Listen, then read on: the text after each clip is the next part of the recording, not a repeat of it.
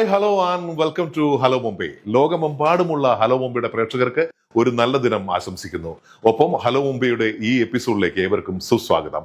Hello Mumbai, voice of Maharashtra, powered by Aegon shipping, brought you by Amrit Veni. Hello Mumbai, hello Mumbai, hello Mumbai, hello Mumbai.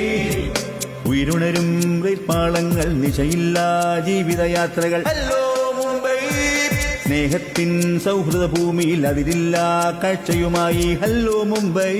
കൈയൊഴിഞ്ഞ വൈദ്യശാസ്ത്രത്തെ പോലും തോൽപ്പിച്ച, വിധിയെ മനോബലം കൊണ്ട് കീഴടക്കിയ ഒരു മലയാളി യുവാവിനെ പരിചയപ്പെടാം. അപകടത്തിന്റെ ആഘാതത്തിൽ 6 മാസം അനക്കമില്ലാതെ ആശുപത്രി കിടക്കയിൽ കിടന്ന മകന്റെ അരികിൽ നിശ്ചയദാർഢ്യത്തോടെ തളരാതെ നിന്ന പൊന്നുമോന്റെ ഒരു നോക്കിനായി, വാക്കിനായി കൊതിച്ച് പ്രാർത്ഥനയോടെ നിന്ന ഒരമ്മയുടെ നൊമ്പരപ്പെടുത്തുന്ന ജീവിതാനുഭവം.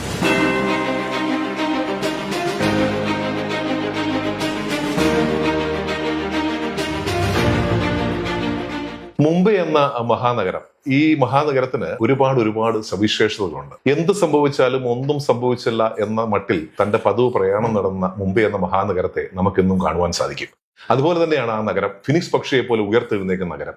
അതായത് തന്റെ മകൻ ആശുപത്രി കിടക്കയിൽ കിടക്കുമ്പോൾ അച്ഛനോട് പറഞ്ഞു, he is not going to come back to the normal life. ഇത് കേട്ട അച്ഛൻ തന്റെ മകനെ നെഞ്ചോട് ചേർത്ത് വെച്ച് അവന്റെ ചെവിയിൽ ഓതിയ മന്ത്രം, ആ സ്നേഹം, അവർ വൈദ്യശാസ്ത്രത്തെ തോൽപ്പിച്ചു. ഇന്ന് ആ മകൻ ഒരു ഗവൺമെന്റ് ഉദ്യോഗസ്ഥനാണ്. എത്ര വർഷം മുമ്പായിരുന്നത്? 2011 സെപ്റ്റംബർ 23 അപകടം ഉണ്ടാകുന്നത്. പൂനെയിൽ വെച്ച് എഞ്ചിനീയറിംഗ് പഠിക്കാൻ വേണ്ടി പൂനെയിലേക്ക് പോയ ആളാണ്. അതെ, എഞ്ചിനീയറിംഗിന് പഠിക്കാൻ പോയി സെക്കൻഡ് ഇയർ പഠിക്കുന്ന സമയത്താണ് അപകടം ഉണ്ടാകുന്നത്. അതായത് അച്ഛൻ ഒരു വലിയ സാമൂഹ്യ പ്രവർത്തകനാണ്. അപ്പം അച്ഛന്റെ പാത പിന്തുടരുന്ന ഒരു ആഗ്രഹം മകന് അല്ലേ ഉണ്ടായിരുന്നു. അപ്പോൾ അവിടെ കോളേജിൽ താമസിക്കുമ്പോൾ തന്നെ അവൻ്റെ പല ഫ്രണ്ട്സിനും, പിന്നെ ഫ്രണ്ട്സിൻ്റെയും അല്ലെങ്കിൽ ആ സർക്കിളിൽ ഒക്കെ ആർക്കെങ്കിലും എന്തെങ്കിലും ആവശ്യം വന്നു കഴിഞ്ഞാൽ ബ്ലഡ് ഡൊണേഷൻ ഒക്കെ പോകുമായിരുന്നു. നിങ്ങൾ 3 പേരാണ് അല്ലേ? മകൻ അങ്ങനെ അച്ഛനിൽ നിന്നും അമ്മയിൽ നിന്നും ഒന്ന് മാറി നിന്ന് പഠിക്കണമെന്നൊരു ആഗ്രഹം തോന്നി. അങ്ങനെയാണ് പൂനെയിലേക്ക് പോയത് അല്ലേ? അതെ, അവന് ബോംബെയിൽ 92-93% മാർക്ക് SLCക്കും HSCക്കും ഉണ്ടായിരുന്നു. ന്യൂ ബോംബെയിൽ തന്നെ ഏതെങ്കിലും ഒരു കോളേജിൽ അവൻ അഡ്മിഷൻ കിട്ടുമായിരുന്നു. പക്ഷെ അവൻ എന്നോട് പറഞ്ഞൊരു വാക്ക്, അച്ഛൻ്റെ അമ്മയുടെയും കൂടെ താമസിച്ചു കഴിയുമ്പോൾ എനിക്ക് എൻ്റെ ഒരു സെൽഫ് ഡെവലപ്മെന്റിന് ചില പരിമിതികളുണ്ട്, ചില ലിമിറ്റ്സ് ഉണ്ട്. അപ്പൊ അതുകൊണ്ട് ഞാൻ ഹോസ്റ്റലിൽ താമസിച്ചു കഴിഞ്ഞാൽ എനിക്ക് കുറച്ചുകൂടെ വളരാൻ സാധിക്കും. അപ്പൊ അങ്ങനെ പൂനെയിൽ ഒറ്റയ്ക്ക് താമസിക്കാനുള്ള ആഗ്രഹം കൊണ്ടാണ് പൂനെയിൽ എത്തിയത്. എനിക്കൊന്ന് അതിനുശേഷം സുഹൃത്തിനെ വിടാൻ വേണ്ടി പോയി അല്ലേ, ബൈക്ക് എടുത്ത്. അവൻ്റെ ഒരു ഫ്രണ്ട് ബോംബെക്ക് പോരുക, അവൻ്റെ വീട്ടിലേക്ക്. തൊട്ടടുത്തുള്ള ബസ് സ്റ്റോപ്പിൽ കുറേ സമയം കാത്തു നിന്നിട്ട് ബസ് കിട്ടിയില്ല. അപ്പം അടുത്തൊരു ജംഗ്ഷൻ വരെ കൊണ്ടുവിടാനായിട്ട് തിരിച്ചു എന്ന് പറഞ്ഞു, ബൈക്കിൽ കൊണ്ടുവിടാൻ വേണ്ടി. അപ്പോൾ ബൈക്കിൽ കൊണ്ടുപോയി ഇവൻ വിട്ടിട്ട് തിരിച്ചു വരും വഴിയാണ് മറ്റേതോ വണ്ടി തട്ടി ബാലൻസ് പോയി ഒരു റിക്ഷയ്ക്കിട്ട് പോയി ഇടിച്ച് ആണ് അപകടം ഉണ്ടായതാണ് എൻ്റെ അറിവ്. ഒരു മിനിറ്റിലാണ് എല്ലാം തകിടം പറഞ്ഞത് അല്ലേ? സ്പ്ലിറ്റ് ഓഫ് എ സെക്കൻഡ് മതി നമ്മുടെ ലൈഫ് ചേഞ്ച് ചെയ്യാനായിട്ട്. അപ്പൊ ഈ വീണ് കിടന്ന സമയത്ത് ആരാണ്? എനിക്കൊരു ഓട്ടോറിക്ഷക്കാരൻ കൊണ്ടുപോയി. റിക്ഷക്കാരൻ തന്നെയാണ് ഓട്ടോറിക്ഷയ്ക്കിട്ട് പോയി ഇടിക്കുകയത്. ഏതോ വണ്ടി വന്ന് ഇവനെ തട്ടിയിട്ട് പോയി ഒരു റിക്ഷക്കിട്ട് ഇടിക്കുന്നു. പിന്നെ ആ റിക്ഷക്കാരൻ നല്ലൊരു മനുഷ്യനാണ്. തട്ടിയ വണ്ടി വിട്ടുപോയി. പക്ഷെ റിക്ഷയിലുണ്ടായിരുന്ന ആള് നല്ലൊരു മനുഷ്യനായിരുന്നു. ആ ഒരു സമയത്ത് എത്തിച്ചത് കൊണ്ട് അതെ രക്ഷപ്പെട്ടു. ഏറ്റവും മനസ്സിൽ തട്ടിയ ഒരു കാര്യം എന്താണെന്ന് വെച്ചാല്, ആ മനുഷ്യൻ ഇവനെ അവിടെ അഡ്മിറ്റ് ചെയ്യുമ്പോൾ അവര് എടുക്കുന്നില്ല. പിന്നെ ഏതോ ഒരു സാമൂഹ്യ പ്രവർത്തകനെ അവര് വിളിച്ചുകൊണ്ട് വന്നു. ശിവസേനയുടെ നേതാക്കന്മാരെ ആരെ വിളിച്ചുകൊണ്ട് വന്നത് ആണ് അവിടെ അഡ്മിഷൻ എടുക്കുന്നതാണ് എൻ്റെ അറിവ്. അവര് ഹോസ്പിറ്റലുകാർക്ക് ദേഷ്യപ്പെട്ടതിന് ശേഷമാണ് ഒരു പിന്നെ അഡ്മിഷൻ എടുക്കുന്നില്ല. അല്ല, എങ്ങനെ മനസ്സിലായത് ഇന്ന ആളാന്ന്? പിന്നെ എങ്ങനെ മനസ്സിലായത് ബോംബെക്ക് പോകുന്ന ആള് കുറെ സമയം കഴിഞ്ഞിട്ട് തിരിച്ച് ഇവിടെ ഹോസ്റ്റലിലേക്ക് വിളിക്കുന്നു. ഇവനെ വിളിച്ചിട്ട് കിട്ടുന്നില്ല. ഇവൻ മൊബൈൽ എടുത്തിട്ടില്ലായിരുന്നു. മറ്റ് ഫ്രണ്ട്സിനെ വിളിച്ചപ്പോൾ പറഞ്ഞു, കുറെ സമയമായാലും അവൻ എന്നെ വിട്ടിട്ട് തിരിച്ചു പോകുന്നിട്ട്, പക്ഷെ ഇതുവരെ വന്നില്ലെങ്കിൽ നിങ്ങളൊന്ന് അന്വേഷിക്കണം. അവരിങ്ങനെ അടുത്ത ബസ് സ്റ്റോപ്പിലേക്ക് നടക്കും വഴിയിലൊരു ബൈക്ക് കിടപ്പുണ്ട്. ആക്സിഡന്റ് ആയെന്ന് അപ്പം മനസ്സിലായി അവർക്ക് ആക്സിഡന്റ് ആയതാണെന്ന്. അപ്പോൾ എവിടെയാ അഡ്മിറ്റ് ചെയ്തിരിക്കുന്ന അന്വേഷിച്ചു. അപ്പോൾ ഇന്ന ഹോസ്പിറ്റലാണ്. അവരവിടെ എത്തിക്കഴിയുമ്പം ഇത്തിരി ക്രിട്ടിക്കൽ കണ്ടീഷനാണ്. അവർ ഉടനെ എന്ത് ചെയ്യുമെന്ന് ചോദിച്ചാൽ, എൻ്റെ ജ്യേഷ്ഠൻ്റെ മകനോട് ചിഞ്ചുവാഡിൽ ജോലി ചെയ്യുന്നുണ്ട്. അങ്ങനെ എൻ്റെ ചേട്ടൻ്റെ മകനെ ഇവൻ്റെ ക്ലാസ്മേറ്റ്സിനും റൂംമേറ്റ്സിനും ഒക്കെ അറിയാമായിരുന്നു. അപ്പം അവരുടനെ അവനെ വിളിച്ച് അപ്പം ഓടിയവന് അവിടെ എത്തി. അവൻ അവിടെ എത്തുന്നിടം വരെ ആ ഓട്ടോറിക്ഷക്കാരൻ ഡ്രൈവർ അവിടെ ഉണ്ടായിരുന്നു. പിന്നീട് ആ ഡ്രൈവറെ ഒരിക്കലും കണ്ടിട്ടുമില്ല. അത്ര ഉത്തരവാദിത്തത്തോടെയാണ് മനുഷ്യൻ ചെയ്തൊരു ഭിക്ഷക്കാരൻ ചെയ്തു. അവൻ പിന്നെ അവിടെ ആദിത്യ ബിർളയുടെ ഒരു വലിയ ഹോസ്പിറ്റലുണ്ട്, അങ്ങോട്ട് ഷിഫ്റ്റ് ചെയ്തു. ഈ ചെറിയ ഹോസ്പിറ്റലിൽ നിന്ന് അങ്ങോട്ടേക്ക് മാറ്റി. ചെറിയ ഹോസ്പിറ്റലിൽ അങ്ങോട്ട് മാറ്റി. അപ്പൊ അതുവരെയും താങ്കൾ അറിഞ്ഞിട്ടില്ല. ഈ ഷിഫ്റ്റ് ചെയ്തതിന് ശേഷമാണ് അവൻ എന്നോട് വിളിച്ച് ചോദിക്കുന്നത്, കൊച്ച പൂനെ വരെ വരാമോ എന്ന് ചോദിക്കുന്നു. അപ്പൊ എന്താണ്, ഉണ്ണിക്കൊരു ചെറിയ ബൈക്കൊന്ന് വീണ് കാലിന് ഇച്ചിരി.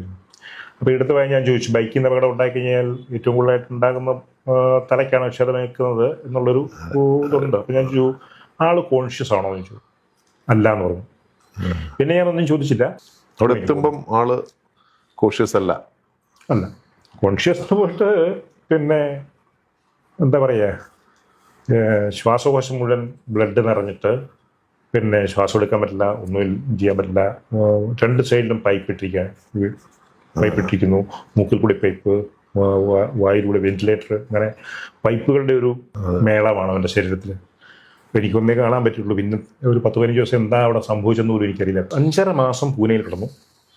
പിന്നെ 1 മാസം മിച്ചം റെയിൽവേയുടെ ഹോസ്പിറ്റൽ, ഞങ്ങളുടെ റെയിൽവേ ഹോസ്പിറ്റൽ. എനിക്കൊന്നു മകൻ ആദ്യമായിട്ട് സംസാരിച്ചത് അമ്മയോടാണ് അല്ലേ? നമുക്ക് അമ്മയൊന്ന് വിളിക്കാം. അമ്മയോടാണ് മകൻ സംസാരിച്ചത്. അന്നത്തെ ദിവസം, അതായത് കൃത്യം 6 മാസമായി, അതിന്റെ പിറ്റേ ദിവസമാണ് ഇവൻ സംസാരിക്കുന്നത്. പിന്നെ അമ്മ ഒരു ഉമ്മ തരട്ടെ എന്ന് ചോദിച്ചു. അപ്പം വേണ്ടാന്ന് പറഞ്ഞു. വേണ്ട, അതാണ് ആദ്യമായിട്ട് സംസാരിക്കുക അല്ലേ? അപ്പം വേണ്ടാന്ന് പറഞ്ഞപ്പോ നമുക്കത് സംസാരമാണോ എന്താണെന്ന് പോലും നമുക്കറിയില്ല. മോന്റെ അമ്മയല്ലേ എന്ന് ചോദിച്ചു. അപ്പൊ അല്ലാന്ന് പറഞ്ഞു. 2 നെഗറ്റീവായിട്ടുള്ള ഉത്തരങ്ങളാണ് തന്നത്. അതാണ് പിന്നീട് പോസിറ്റീവിലേക്ക് മാറുന്നത് അല്ലേ? ഡോക്ടർ പറഞ്ഞിരുന്നല്ലോ, he not gone to come back to the normal life. പക്ഷെ അപ്പോഴും കോൺഫിഡൻസ് ഉണ്ടായിരുന്നോ മകൻ തിരിച്ചു വരും? തീർച്ചയായിട്ടും ഹൃദയത്തിൽ വലിയൊരു ആത്മവിശ്വാസം എനിക്ക് ഉണ്ട്. രക്ഷപ്പെടും. അവൻ എന്നെ വിട്ടു പോകാൻ പറ്റില്ല എന്ന് എനിക്കറിയാം. അത്ര ഒരു വിശ്വാസം.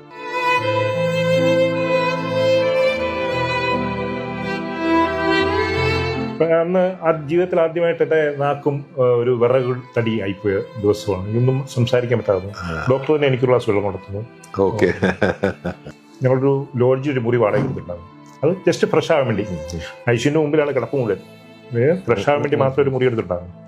അപ്പോൾ അവിടെ വന്ന് ബാത്റൂമിൽ കയറി കുറേ കരഞ്ഞു, കുറേ അലറി വിളിച്ച് കരഞ്ഞു.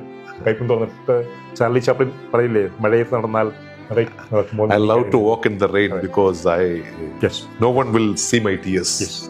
അപ്പൊ ഇതിനോടകം ഇവള് ആത്മഹത്യ ചെയ്യാൻ പോകുന്നു, എനിക്ക് ജീവിക്കണ്ട എന്ന് പറഞ്ഞ് ആത്മഹത്യ ചെയ്യാൻ പോകുന്നു. അങ്ങനെയുള്ള സമയങ്ങളൊക്കെ ഉണ്ടായിട്ടുണ്ട്, പല ഘട്ടങ്ങൾ അങ്ങനെ ഉണ്ടായിട്ടുണ്ട്. അപ്പോൾ ചേർത്ത് പിടിച്ച് കൊണ്ടു നടക്കേണ്ട ഇതുണ്ട്. ഒരു വശത്ത് അവൻ കിടക്കുമ്പോൾ ഒരു വശത്ത് ഇവളുടെ എതിരെ അവിടെ ആശ്വസിപ്പിച്ച് അവളെ കൊണ്ടുപോകും. പിന്നെ ഓഫീസ് സ്റ്റാഫ് എല്ലാവരും കേട്ടോ, എന്നോടും ഇവനോടും ഞങ്ങളോട് ആരോടെങ്കിലും പരിചയമുള്ള ഒരു മനുഷ്യരില്ല ഞങ്ങൾക്ക് സഹായം എത്തിക്കാത്ത, ഞങ്ങൾക്ക് വേണ്ടി പ്രാർത്ഥിക്കാത്ത ഒരാൾ പോലും ഇല്ല. എത്ര നാൾ കൊണ്ട് മകൻ തിരിച്ച് നോർമൽ ലൈഫിലേക്ക് വന്നു? 197 days, 6.5 മാസം ഐസിയിൽ. മറക്കാത്ത കണക്കുകൾ ഇന്നുണ്ട്, എപ്പോൾ ചോദിച്ചാലും പറയും. ഒരാഴ്ച കഴിഞ്ഞപ്പോൾ ചെറിയ രീതിയിലൊരു മുഖത്തിനൊക്കെ ഒരു പ്രസാദം പറയില്ലേ നമ്മളെ, ഒരു തെളിച്ചം, കണ്ണിനൊക്കെ ഒരു മാറ്റം. കണ്ണിങ്ങനെ തുറന്ന് കിടക്കും എന്നുള്ളതായ യാതൊരു ചലനങ്ങളും ഇല്ല. രാത്രി 12 മണി വരെ 1 മണി വരെയൊക്കെ ഞാൻ ഇവരോട് സംസാരിച്ചുകൊണ്ടിരിക്കുകയാണ്. ഓരോ ദിവസവും എന്നോട് ഞാൻ ഇങ്ങനെ അവന്റെ സന്തോഷപ്രദമായ കാര്യങ്ങളെ പറ്റിയൊക്കെ സംസാരിച്ചുകൊണ്ട് നിൽക്കുമായിരുന്നു. പിന്നെ അവനിങ്ങനെ വീഡിയോ കാണിച്ചു കൊടുക്കും, ലാപ്ടോപ്പില് വീഡിയോ, അവന് ഇഷ്ടപ്പെട്ട സിനിമകള്. പിന്നീട് ഇപ്പൊ ഗവൺമെന്റ് ഉദ്യോഗസ്ഥനാണ്, തപാൽ വകുപ്പിലാണ്. ഇത്രയൊക്കെ പറഞ്ഞ് നമുക്ക് ഈ ഹീറോ ഒന്ന് കാണണ്ടേ? ഒരു ചെറിയ ഇടവേള എടുത്തിട്ട് വീണ്ടും തിരിച്ചു വരാം. ദേഖ്തരിയേ ഹലോ മുംബൈ.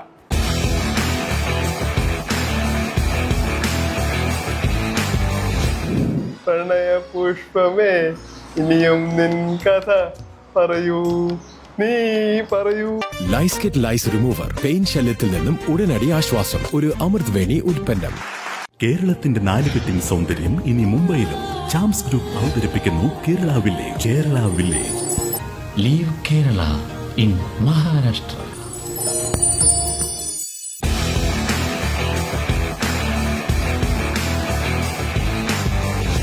നഷ്ടപ്പെട്ടെന്ന് കരുതിയ ജീവിതം തിരിച്ചുപിടിച്ച മനക്കരുത്തിന്റെ കഥയാണിത്.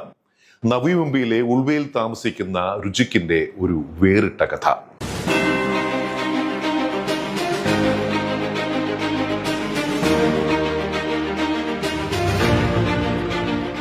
വിളിക്കുന്നതിന് മുമ്പ് വളരെ ഈ മകന്റെ പേര് അമ്മ അത് ഇൻട്രൊഡ്യൂസ് ചെയ്യുന്ന ഒരു സ്റ്റൈലുണ്ട്. എങ്ങനെയായിരുന്നത്? പേരൊരു യുണീക്ക് നെയിം ആണല്ലോ അത്. അതെല്ലാവരും അവനോട് പേര് ചോദിക്കുമ്പോൾ അവൻ പേര് പറയുമ്പോൾ അവനൊരു ബുദ്ധിമുട്ട് വരുന്നു.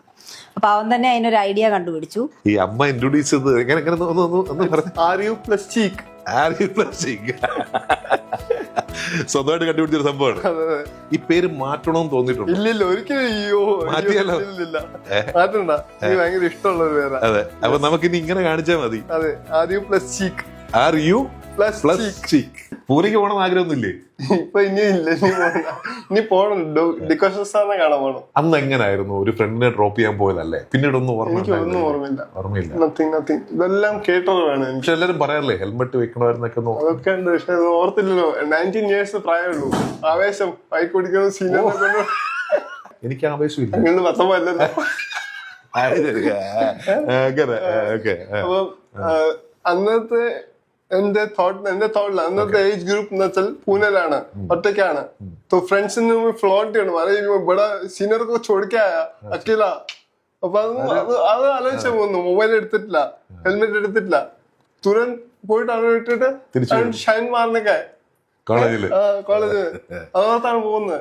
അപ്പൊ ഈ ഒരു വർഷം കൊണ്ട് അടിച്ചു പൊളിച്ച ആളാണ്. ഒരു വർഷം അടിച്ചു പൊളിച്ചു. ഇപ്പൊ ആ ഓർമ്മയൊക്കെ വെക്കുമ്പോ മനസ്സിൽ എന്ത് തോന്നുന്നു? നല്ല ഓർമ്മകളാണ്. ഓർമ്മകൾ എപ്പോഴും നല്ലതാണല്ലോ. അതെ, സ്വീറ്റ് മെമ്മറീസ്. ഇപ്പം ഗവൺമെന്റ് ഉദ്യോഗസ്ഥനാണ്. അതെ, 2 വർഷമായി. മെക്കാനിക്കൽ എഞ്ചിനീയർ ആകണമെന്ന മോഹം നടന്നില്ലെങ്കിലും സർക്കാർ ഉദ്യോഗത്തിൽ ഹാപ്പിയാണ് റുചിക്ക്. കൂടാതെ BAM ജേർണലിസവും ഉയർന്ന മാർക്കോടെ പാസ്സായി. ഇന്ന് എഴുത്തും പാട്ടും പ്രസംഗവും നാടകവുമായി അച്ഛനെ പോലെ സാമൂഹ്യ സാംസ്കാരിക മണ്ഡലത്തിൽ സജീവമാണ് പയ്യൻ. ഇനി എന്താണ് നമുക്ക് അടുത്തൊരു വിഷൻ? അടുത്ത എന്തെങ്കിലും വേണം.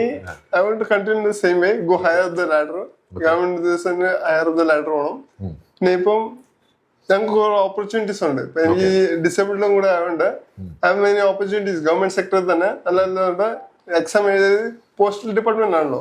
അപ്പൊ ഒത്തിരി പോസ്റ്റുണ്ട് കയറി പോകാൻ. ഹയർ പൊസിഷൻ പോകുന്നത് അവസരങ്ങളുണ്ട്. Age is also on my side. എന്നോട് അങ്ങനെ പൊതുവെ ആരും ചലഞ്ച് ചെയ്യാറില്ല. ഇന്ന് എന്നോട് ഒരാൾ ചലഞ്ച് ചെയ്തിരിക്കുകയാണ്. എന്ത് പിടിക്കാന്നാ പറഞ്ഞേ? പഞ്ചഗുസ്തി വേണോ? പിടിക്കാം. പിടിച്ചു നോക്കല്ലേ? ഇങ്ങനെ പിടിച്ച മതിയോ? ഇതാ വരണോ? പൈസ വല്ലതും തരണോ? പിടിക്കുക. 1 2 3 പിടിച്ചോ.